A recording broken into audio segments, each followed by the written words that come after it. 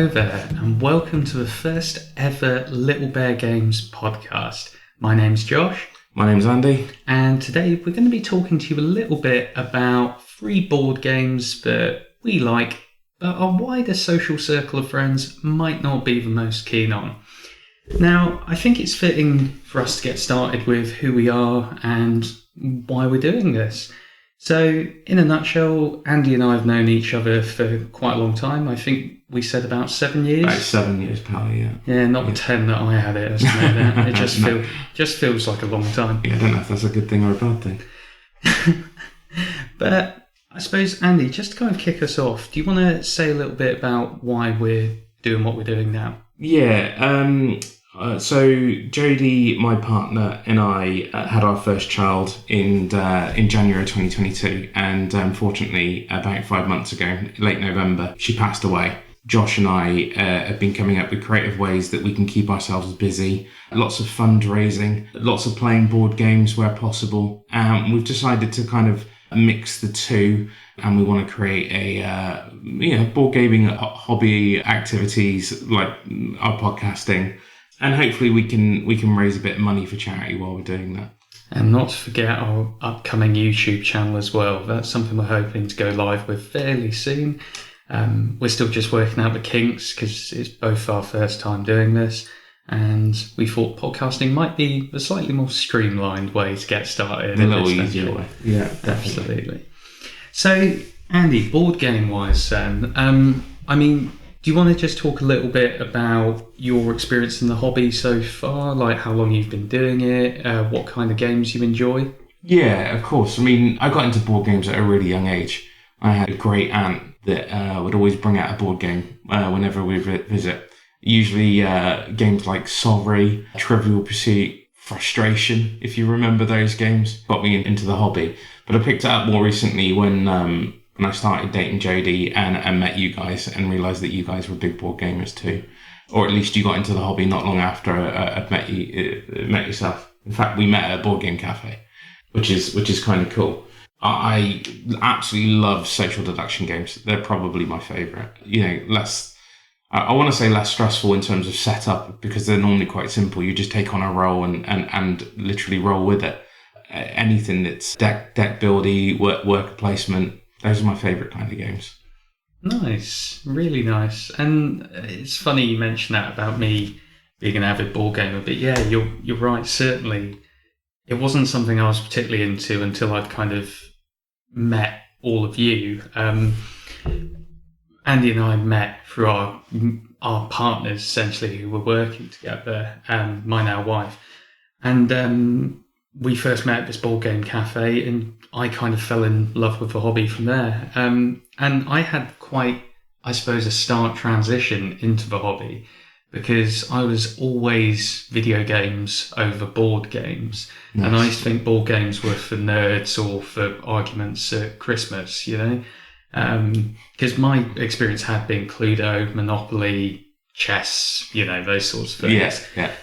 That's not a dig on chess. I like chess, but those more kind of dry games where, and particularly with Monopoly and stuff, you've got that more frustrating, kind of anger-inducing element. Yeah, and I'm sure that's something we can cover in a future podcast. Monopoly, like many people have done, but people never play the rules quite right. But yeah, it's interesting. Yeah, absolutely, and there's that whole free parking thing that my wife introduced me to, and I'd never played it like that. We collect all the cash, but. Yeah, no, I think meeting you guys and experiencing games and what they could be in whatever that was, kind of mid-2010s, it was a real eye-opener for me. And I remember we'd kind of go around to your house or our mutual friends' houses and play all sorts of different games like, deck builders. And I still remember the first time playing Dominion with you in that funny little games cafe in Bristol, and it just blew my mind. Yeah. Yes. I remember it was a friend of yours actually telling me about deck builders initially, and I was like, what the hell is that? Sounds boring. Like the game is making a deck. No, yes. I want the deck there to kind of play with, what's the actual game? But then, when I played Dominion with you that first time, I got absolutely hooked on it. And that's where I then felt Andy has these games that when we go round to his house, we end up playing. And I kind of wanted my own games. So it was like when people come to mine, we can play these ones, kind of thing. Yeah. I mean, you got massively hooked on the hobby, and now your collection's probably 3 times the size of mine, right? Yeah, it's absurd. Yeah, bank balance isn't very helpful. No, that's the problem with this hobby. I'd definitely say that's the problem with this hobby. Cool. Perfect. So on to our kind of topic for today, our first one. We're looking at 3 board games each that we're very fond of, that maybe our wives/partners, our wider social circle of friends, they might not be that keen on. And there's a bit of a grimace when you mention the name of the board game. Yeah, absolutely. Yeah. So I don't know if you want to get started and go first. Yeah, that'd be cool. I've got a very fond memory of Spirit Island.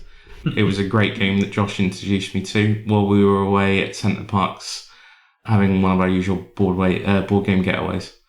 I was very excited to play it. I absolutely loved the theme, defending the nature, the land from the invaders. It was quite a complicated game, if I remember, because as I'll come on to, we've only really played it the once, which was a massive shame. It didn't go down very well, the game with our partners. I think that's partly because it was quite complicated. Not overly, it was complex. Complex is the word. It was complex. It went on a number of hours, and I think our partners got a little bit frustrated with it. And it wasn't long after that before I think you sold it, which I was extremely gutted to find out because I was looking forward to playing it again. For anyone that doesn't know, Spirit Island is a board control game where you are essentially taking on the role of a spirit and you are defending the island from invaders. It's been a long time since I played it. And I'm sure we can do a review of the game in the near future. But it's one I recommend if you're really into sort of interesting, beautiful artwork, complex board games. But yeah, Spirit Island. That's one game I like playing that makes Jodie pull a face, and certainly Jasmine. So yeah. Yeah, Jazz absolutely hated that game. I remember buying Spirit Island. I was very, very excited for it because I love games with variable player powers. Yes. And this idea of, cool, Andy can be like the big rock guy, or Jazz can be the ocean, or Jodie can be the river, and I can be the volcano, or nightmare, or whatever. And I really, really like that. I like games where you can main a character and have a class, that kind of thing. And I just remember being so devastated by their reaction to it.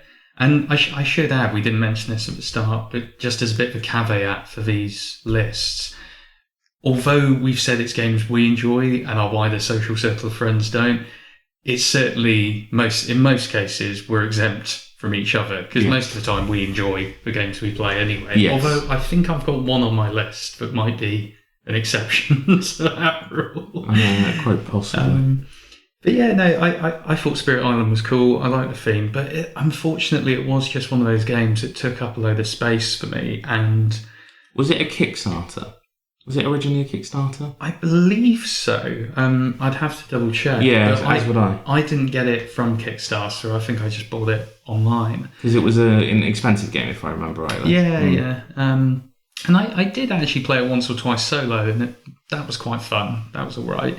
But it was very complicated, punishingly difficult, and we didn't actually. The one time we played it together, we didn't beat the game, did we? No, and I never did solo either. I think just to kind of add some context of when we played it with our partners, and it didn't go down too well. To their defence, I think we did start it at like 10 o'clock at night, and we were all quite drunk as well. Yes, good memory. It did go on until early hours in the morning. Yeah. Without getting into too much, I'm sure you don't mind sharing, but I think there were a little bit of bashing of heads between you and Jasmine as a result, and maybe that contributed to the fact that you sold the game. But yeah, it's a solid game. I'd recommend it, and if anyone wants to join me for a game of Spirit Island, I'd happily go and buy it and play it with you. So cool, perfect. I think one of my I'll go in, I suppose, kind of light to start with. and kind of work my way up into the more contentious games on my list. But Valley of the Kings is a big one for me. I absolutely adore that game, and in being consistent with what I was saying about having my games that people came over and played, like we played quite a lot of Dominion with you and Jodie very early on into me sort of getting into the hobby. And Valley of the Kings was kind of like, I want to have my deck builder that, you know, people come around and play and enjoy. And I love the theme. You know, I'm background in ancient history and stuff, so Egyptians, that all seemed very cool to me.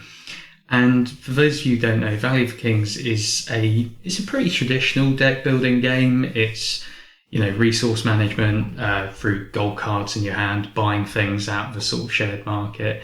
And what's quite cool in Valley of the Kings is that for end game scoring, you don't actually score points for things in your deck or your hand at the end of the game.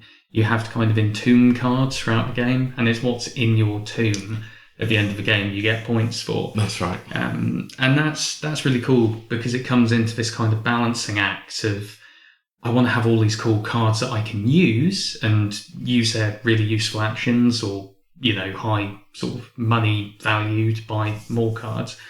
But then at what point do you need to entomb them to make sure you've got those points banked? And I loved it and thought it was cool, but it came with these really nice like tarot sleeves. I got the premium edition and it was really, really nice. And unfortunately, it's one of those games I think I've played twice with you guys, and more often than not, it's something I'll pick up occasionally and play solo. Okay. Because solo mode's quite cool as well. And it's just kind of scoring points essentially, and the bot player is kind of entombing stuff every turn, so it's kind of like a race for points. Okay. But yeah, I think it's just always been beaten out by other deck builders if we're in the mood for a game like that. I think usually we'll end up playing something like Dominion just because everyone knows how to play it and we play it quite regularly, so it's nice and... Quite an easy setup as well with Dominion, isn't it? Yeah, exactly. Yeah. Whereas Valley of the Kings has a little bit more kind of variance to it. Yeah. And also, I think it was around that time we all got into Quest for El Dorado as well. Yeah, yes. And obviously that and that's a much loved game. Yeah, and that will definitely show up in a list or review or video at some point, or future podcast. But I just remember when that came out, all of us having our minds blown at what you can race and deck build. Yes. Yeah, exactly. Yeah. So I think maybe I've been a little bit cheeky with including Valley of the Kings on there, because I don't necessarily think it's a game people hate or dislike, but it's just one that doesn't see much action because it's overshadowed by other similar games. Yeah, you're right, and it's also overshadowed by the fact that you keep buying board games and there's always a new one to play.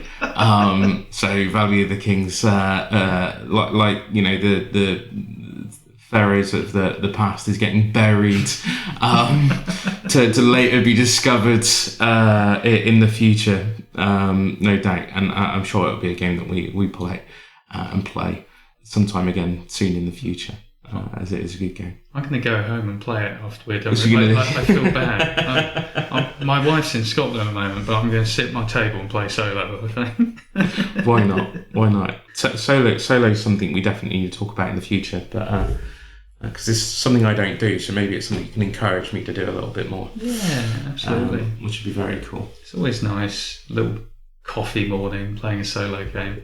You know, without getting too off topic, Tiny Towns is great for that. Nice little Tiny Towns, right? Yeah, nice little kind of puzzle game. That's a good one for that. Awesome. So, what is your second game, Andy? Well, as we were discussing beforehand and thinking about games, Villainous came up in our topic, so my second's Villainous. Disney, Marvel? I've only played the Disney version of Villainous, and I've started to collect some of the expansions, especially now that they're changing how their starter boxes and their expansions. They're giving less characters, aren't they? They've changed the rules slightly. But it was a game that you introduced me to. Again, I can remember when we first played this, it was at a cafe local to you, and we spent our lunch break. You and Jazz introduced us to it, Toto's. And I absolutely loved it. I fell in love with the game. I fell in love with the concept. The problem I think people have with it is, as you and I have discussed, is the fating of other players. It can feel very bullying, shall we say. Sometimes when somebody's sort of taking a lead, everybody starts picking on you, and I think that's why some of our friends don't enjoy playing it so much. Maybe we're just too competitive. What is the mechanic of Villainous?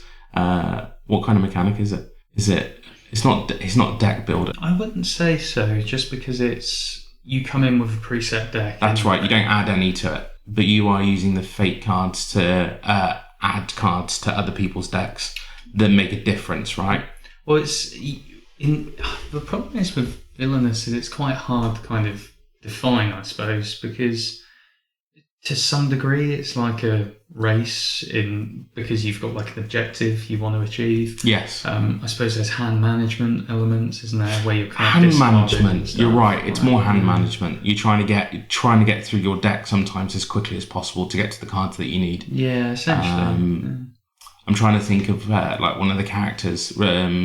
Well, you've got like Maleficent, haven't you? Who's probably like quite a nice bog standard. Yes. And I'm not sure if any of the objectives have changed in the new kind of starter set. But in the original one, I believe Maleficent's is it you need 4 or 3? I think it was curse cards on like every location on that board, wasn't it? But then you had like someone like Jafar, who you had to get the amulet and then open up the tomb and get the lamp and then take the lamp to the palace and use That's right. It's got to be in this. You've got to be in the right place. Yeah, I think we've only played it a handful of times, but it's a good game that I enjoy. And I played. Is it King Richard? Prince John. Prince John. Sorry, Prince John. King Richard. Fool. Prince John. Where you're basically collecting gold. And I think I remember picking that one first because it seemed quite simple to play. And you just need to get to 10 gold, which seems like a really, really simple objective. But you're obviously spending gold as well to pick up other cards. And it's a fun game. The Marvel version I've not got into. I hear the Fate decks are slightly different in Marvel than they are in Disney. So maybe giving the Marvel one a try will make more of our friends enjoy it slightly if the fating is different. Yeah, it's a funny one because I was kind of the reverse on Villainous. I really didn't like it the first couple of times I played it, and I gradually enjoyed it more and more as I went. But you are right. I think the fate mechanic is a Marmite sort of thing. In terms of, I think if you play over 2 or 3 players, you can just fate anyone willy-nilly. Whereas I can't remember what the player count is, but there is some limit on a 5 or 6 player game where you get that token, don't you? And if you've been fated, you can't then be fated again. You can't be refated. Yeah, that's right. But then that has a kind of double-edged nature to it as well, because I think it was one of the last times we played where you were Prince John and you won the game, and you had to start your turn with 20 gold or something like that? Yes. And you'd amassed that amount, and then it was just kind of like a wheel around the table of us fating. And there was 4 of us playing. And it was something like someone had fated you, so then someone couldn't and had to face someone else. Yeah.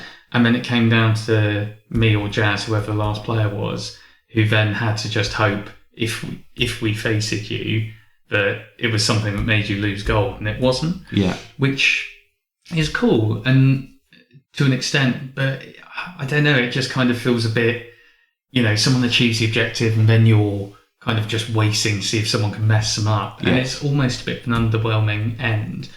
But I have heard, and I don't know for sure, I think the new starter set, new edition, I'm pretty sure that's got rid of that now. Okay. And I think the way it now works is it's like once you achieve your objective, you win. Okay. So you don't have to like have 4 curses on all the locations at the start of your turn, or have 20 gold at the start of your turn. It's like once you do that, you just win the game. And I don't know, I think there's something quite cool about that, rather than just everyone sitting around hoping someone trips up at the last minute. Yes, yeah. It's a funny one, Villainous. It's a game I'll keep playing and trying to put in front of people, that haven't played it before, and hopefully, people will just learn to love it like you did. As you say, you didn't enjoy it to start with, so that's Villainous. What's your next one, Josh? Okay, so my next one is one of the ones I don't know whether you like it or not. I think you probably don't, but I'm going with Dominant Species. Okay. And kind of by an extension, I'm also going to include the sequel, or I suppose reimagining Dominant Species Marine. So again, for those of you who don't know, Dominant Species is a game by the late Chad Jensen, who was a really, really awesome game designer. And it's published by GMT, who, as I've become older and slightly more grumpy, have become one of my favourite publishers. Because I just like the idea of fighting global wars with little wooden cubes. That really, I take a worrying amount of enjoyment from that. And Dominant Species follows the same, I suppose, structure as a lot of their war games. Although it does have kind of like engine building elements as well. And essentially you're a primitive creature of some description, could be like spider or mammal or insect or bird or what have you. And again, you've got variable player powers, which I enjoy. And the idea is to expand and evolve and become the dominant species in your ecosystem. And there's something about it. It looks a bit old and conservative and dry, and there's something about swarms of insects eating each other being represented on that slightly beige board with cubes. So I don't know why, it just speaks to me. It just tickles you. Nice. And Marine, very much similar structure in that sense, but it's all underwater. And there's some mechanical differences around the variable powers, like you get one kind of assigned to you from a deck of cards, but it kind of makes it quite nice in a way, because whereas in the original Dominant Species, you've got, say, spiders are really good at killing things, or birds are really good at moving. In Marine, it makes it more variable and more different each time. So you could have, say, crustaceans that are really good at, reproducing or what have you, or you could have really fast mollusks. It's that kind of stuff. And I really like them. The way the game kind of works itself is it's slightly kind of worker placement-y to a degree. You've got pawns and you put them on the different actions on the track, and then resolve them in a set order. And you can kind of, it is war gamey to an extent, because you're removing people's cubes from areas and trying to control. Kind of what I was going to say is board control, right? Because I remember, I think the one time that I played it with you, and I somewhat enjoyed it. It's not a game that I absolutely loved, but I think I did end up winning that time. Did I play birds? Because I remember being able to move around quite a lot. I think you were birds. I think I was birds, and I enjoyed winning, and enjoyed seeing you and Albie lose. But yeah, it's not a game that I'm massively drawn to, even though it is a sort of board control and a GMT game, as you say you enjoy so much, which we play quite a lot of now. Yeah, and I think that's fair. I mean, why? Why is it one you're not particularly drawn to? I guess the theme didn't appeal to me as much. It's quite boring to look at, but it was a fun game. The mechanics were fun. I did enjoy it. That said, I'm usually terrible at board games, and if we played it again, I'm sure I'd lose. I'm sure it was beginner's luck. It was no skill involved whatsoever. And I very much enjoy games that I'm good at and that I can win. I don't feel like I've got the strategy down, but maybe it's just because we need to play it more. As with a lot of these games, we probably just need to play them a lot more. Yeah, but I think you made some really good points, but I feel that is at the core of it. The reason we don't play it more is it is long. Yes. It's like a real long game. And we played a shortened version of it, and it still took all afternoon. Yes.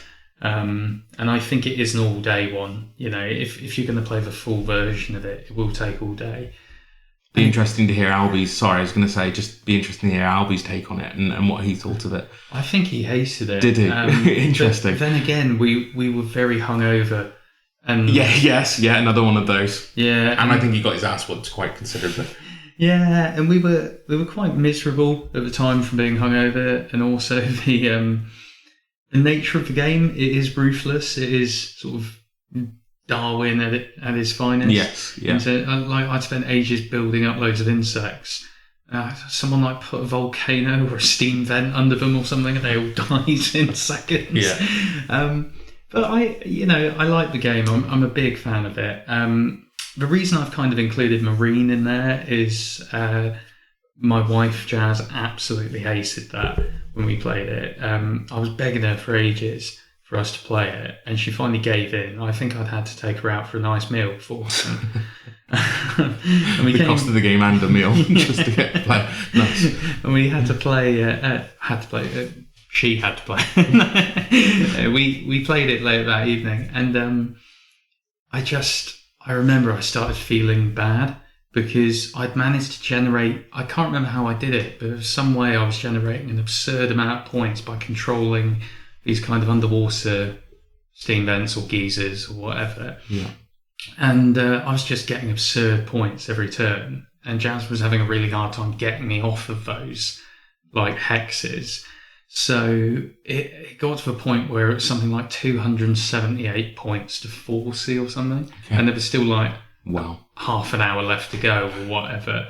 And it's the only time I've played a game with her where she's been like, let's stop, you've won, kind of thing.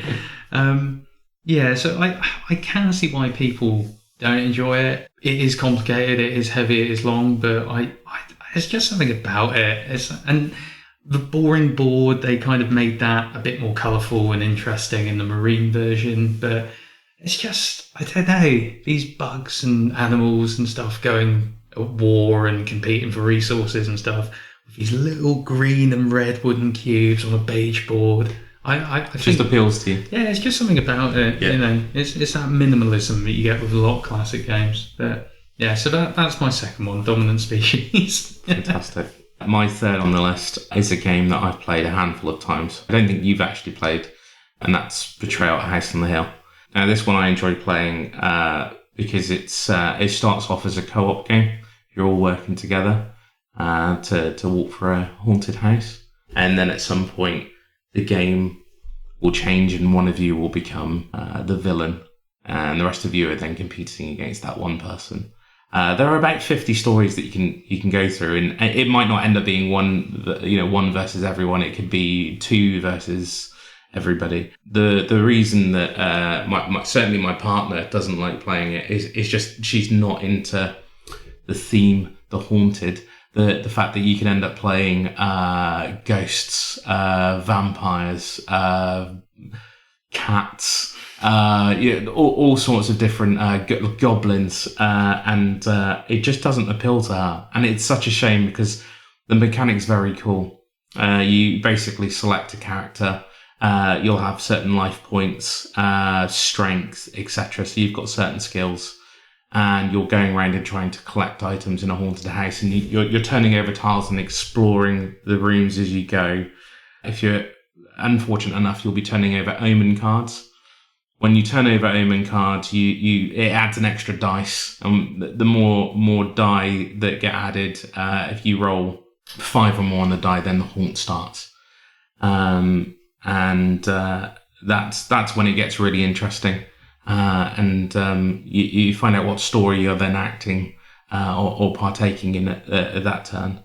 And somebody goes, all right, and reads what their powers are and their abilities are, and you're then trying to defeat the villain, or you're the villain trying to defeat the people that are in the house. And it's just such a cool game. And I think they're on the 3rd edition now, and the elements in the board game are getting really, really cooler.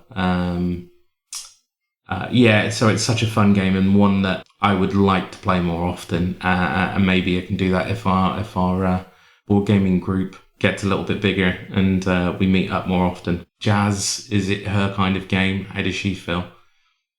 You had Horrified, didn't you? And it's a completely different game, but Horrified has monsters and things like that. And I just wondered, like, how does Jazz take to themes? Is she put off by themes of games? Not especially. I think the only time she's ever been really put off by war games, Okay. and I mean strictly like actual World War II, World War One sort of stuff. I wanted to play The Grizzled a few nights ago, and she was like, anything but a war game. I'm just not in the mood for something kind of sad and horrible. Interesting, because we played The Grizzled the night we played Spirit Island, I'm sure. And I remember us all enjoying that game, actually. I thought... I really wanted to get it out, because I've got the Legacy Edition, and I hate when you kind of get midway through a campaign and stop it. But, but not to go on a sidetrack about how good The Grizzled is. Yeah. But the... I think Jazz enjoy it. She really likes Horrified. You like the look of Betrayal at House on the Hill, don't you? It's one that you get in and play with me if we had enough players. Yeah, and that's, I suppose in part it's one of the kind of inspirations for the topic of this video is like I've played a lot of board games and own a lot of board games, but that's one I've never played, even though it's quite high on the list of games people play, right? Yeah, I think it's fair to call it a gateway game. It's in Waterstones. Oh, so certainly, yeah. If it's in Waterstones, it must be a gateway game, right? Yeah. But that's a bit snobby. It's not, because Waterstones pay. You're always going to pay RRP at Waterstones. I love Waterstones. I love going in there. Yeah. Going off topic here slightly, but I don't think it's snobby in the slightest. I agree with you. Please sponsor us. But I it's something I'd be quite down for playing, but we've never actually played it because your partner Jodie detests it. From what I understand. Yeah. And it's funny. I think everyone in the hobby has those kind of games. Like our friend Albie, we can never play Spyfall around his because apparently his partner absolutely detests it. I'm still not quite sure why, because it sounds quite good. Yes. Yeah. But that's another one, like quite a popular one that play as a result. But yeah, I'd love to give it a go, and I think Jazz would be up for it. Well, I think this list is definitely inspiring us to play a few more games, and maybe we try and change people's minds on the games that we're playing. Especially this last one that you have, because I'd very much like to play it again. Do you want to introduce your last one? Yes, my last one is Talisman. Fantastic game. Which, I absolutely love. I've got the 4th edition of it. I never played any of the prior ones, but obviously I know it's quite an old game. I believe, I could be wrong about this, but I believe it was originally a Games Workshop game. But there's just something about Talisman I just love. It's kind of similar to Dominant Species. The art style's a little bit old, it's a little bit lame, but there's just something cool about it. It's got that old kind of sword and sorcery fantasy feel. And as you know, I'm a big fantasy guy. But in a way, I feel in part that's one of its downfalls for our friend group is... Let's be entirely fair. It's very nerdy. Yes, it's very nerdy. Yes. Like, you've got me getting excited because I'm finally getting to play a troll or something, and you've got my wife sat there who's like, what the hell's a spider queen, or that's one of the expansions, but it's that sort of stuff. Or someone being really sad because they have to sit and play a ghoul for the next few hours, and like eats corpses or whatever. There's something about the theme. It's very old school in terms of its mechanics, which I think is what puts people off. It has that roll and move element, so you can move clockwise round. I should say to start with, actually, the board's kind of divided up into 3 sections or rings. Tiers, or what have you. Yeah. And the idea is to get into the middle and get this thing called the Crown of Command that lets you kill everyone else and win the game. So it is a race at its very core, but the idea is you're kind of moving back and forward between different locations. You're leveling up your strength and your craft, which is magic, essentially. You're collecting items as well. Yeah. And then kind of getting more and more powerful, and you can get followers, companions, all That's that right. sort of stuff. And then eventually beating stronger and stronger monsters, leveling up quicker, and so on. And I think the fact you are rolling dice and you could be right next to something really good, but because you've rolled 2, you have to jump over it and go to something bad, like that puts people off. But I like that. I like the fact that there's multiple routes to victory. Like, you can hire someone to take you across this river on a boat. You could, go and beat the Sentinel, which is this big giant thing that you have to kill and get really strong to kill. And there's all these different kind of ways of doing it.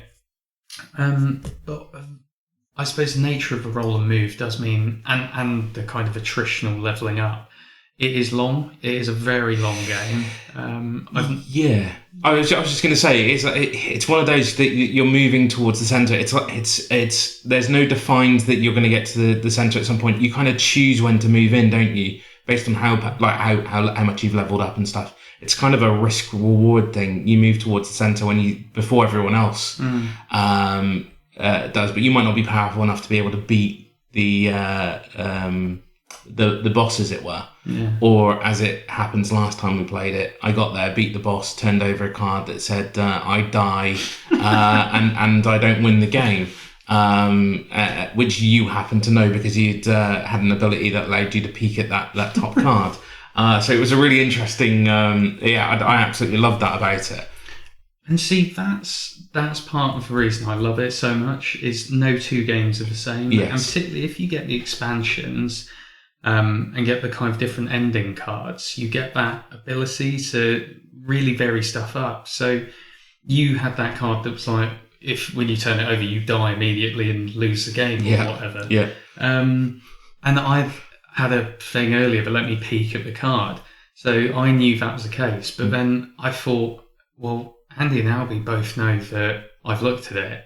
So if I'm really reticent to go and get it, then they're going to know what it is, and then we're just going to sit here and cancel the game. Yes. So I had to kind of sell it, and I remember because Albie was really far behind, and you and I were kind of racing at the very end, and it was back and forth, and we were and I was trying to sell up that I really wanted to get there, whereas I was getting perilously close to it. I kept getting closer and closer, and was really worried that I was going to beat you. Yeah. And then you were so happy when you rolled whatever it was and got ahead of me, and then I get to turn over the card that tells me, I'm not bitter about it in the slightest, to turn over a card that Josh knew was there all along, and I just cried in the corner while Josh went and won the game. Yeah, it was it's a cool game. I like it. It can be quite take that. It is very unfair, but at the same time, I think. Unusually for me, because as you know, I'm quite competitive with board games. It's one of the few I don't mind just accepting that you're probably not going to win on, because it is long and it's more fun. Just what weird shenanigans can happen. You can get turned into a frog and stuff. Yes, which happened to Albie, right? And then you get the little miniature frog instead of your character and stuff.